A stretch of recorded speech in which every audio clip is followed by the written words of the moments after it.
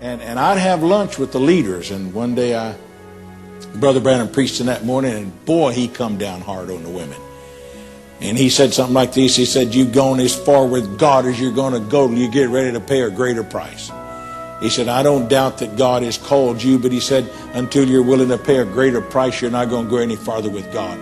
And I was sitting next to Sister, and I could see Sister Juanita Cohen, Sister Shakarian, and they were elbowing each other like this so bad they ought to have been sore in their ribs. And after the service that morning, we went over to the Big Apple right next door to eat, and I happened to eat with that bunch, and the women took out after their husbands. Billy Branham does more harm than he does good. Why, y'all shouldn't even let him preach. He runs people off. He shouldn't even be allowed to do that. Why do y'all let him do that?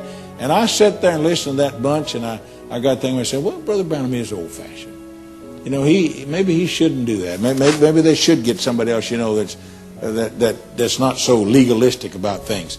And the next day we went back to service, and I'm standing over at the side, and Brother Branham's over there, and they keep him sitting on the steps about an hour and a half, and they go on and on and on and on and on and on, and finally they let Brother Branham come up, and Brother Branham comes up and he preaches a message called Paradox.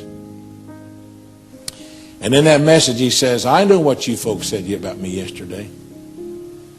You said they shouldn't let me be preaching, that I run more people off than does good.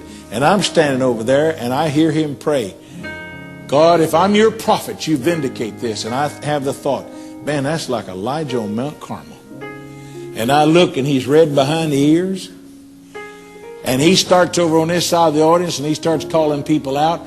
And a bunch of people from Switzerland was there and he couldn't pronounce the name of their streets. And he started spelling it off of their street sign. And I look over here and people start getting up, getting out of the way. He don't want them coming on across there.